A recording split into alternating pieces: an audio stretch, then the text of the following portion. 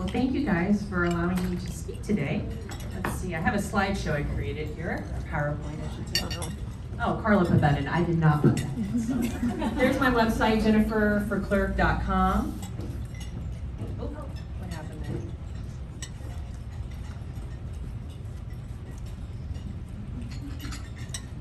So in the meantime, I just want to start off saying I've been Chief Deputy Clerk under the Clerk brand for the last 5 years, and we have 105 employees in 5 departments. Most of you know elections. We only have about 5 employees there. We have auditor, we have district court, we have county assistants, we have recorder. And so the county, we have a lot of needs right now. One thing I do want to say, I want you guys to pray for our deputies and our sheriff's office. I don't know if you saw it was in the paper yesterday, but I try to interact and talk with some of these deputies and the jail detention deputies, and we really just need to honor them and show them that we're grateful for their service in this community, and just pray for them too. So I'll talk a little bit as she's getting it going with the redistricting, kind of the vision that we had. I remember talking to the Ada County Clerk last summer at an IAC conference, Idaho Association of Counties. I go, what are you doing for redistricting? He's like, I think I'm gonna add 50 new precincts. I go, whoa, because I think he already had about 150 already. And he had budgeted $1 million to do this. And so Asa, our elections manager, he's a true blessing. He's been with our office for 4 years, and I have to say, right time, right place. Asa is an expert in GIS and mapping, and he worked side by side with our GIS department, Dave Christensen, to get this implemented and come up with the maps that we have.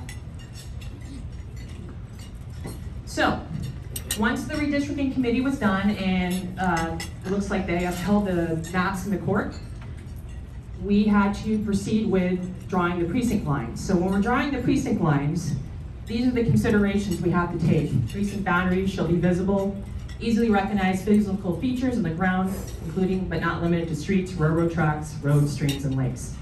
And then we also had to take in consideration, obviously, city, county, and Indian reservation and school district boundaries. And the other thing we had to take is you can't split a precinct among a legislative district. So once redistricting was done,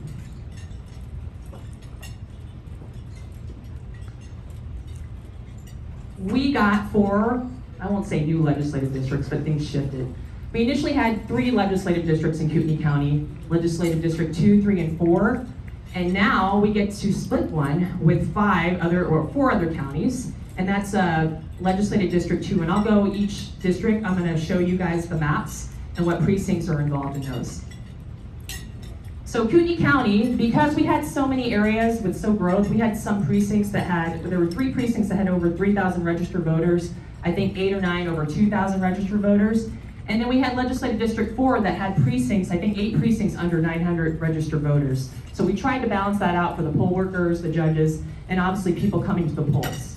And so that was our mission, to try to get around 1,500, and that varied depending on location. So with our new precincts, your new precinct numbers are going to start with your legislative district.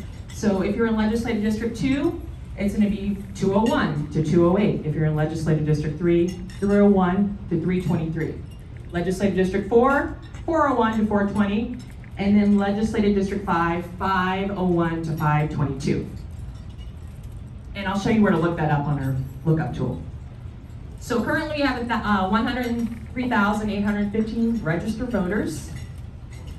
So when we had to implement redistricting, so Dave GIS came up with the maps initially. He was looking at nowhere where they lived.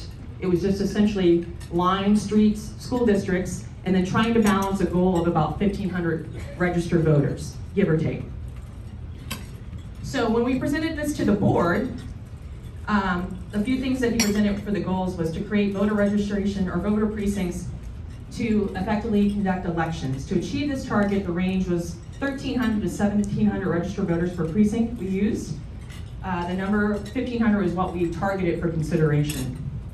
So some of the things that he looked at was consideration for deviation from the target number is looking at for future growth, driving distance to polling locations ability to handle additional voters.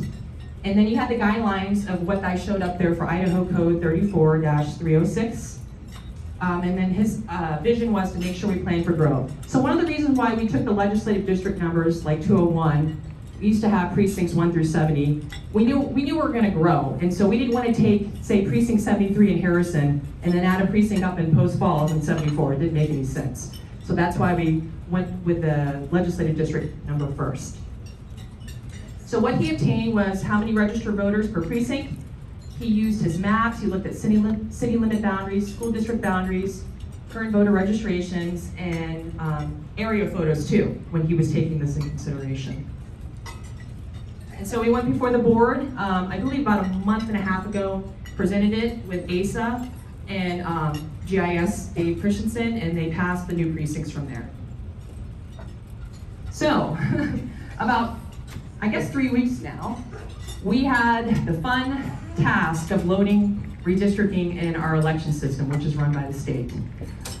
And what required that, we've been planning this since December, but we had to basically, our GIS department created a data to upload to the state system. But what we found out, and this was a few nights till 1 a.m., 12, uploading manually into the system, that we had to enter over 1,000 street ranges manually to make sure that we properly placed people in the right precincts and the right splits. So I want to just give a shout out to our elections team. They worked 55, 65 hours that week to get this done, and they did amazing. Okay, so Bev was just coming up to me, but if you want to look up your new polling location, we have this up active now, kcgov.us. So, and then you have the elections tab, and you'll look where the lookup tool is. Just type in your address, and you can see I just typed in my address. I'm in now precinct 313, and it even shows your commissioner district, my legislative new district, and then my polling location. So you guys will be getting notices. We're sending out notices to every registered voter in the next couple weeks to let you know your new precinct and where you're going for polling locations.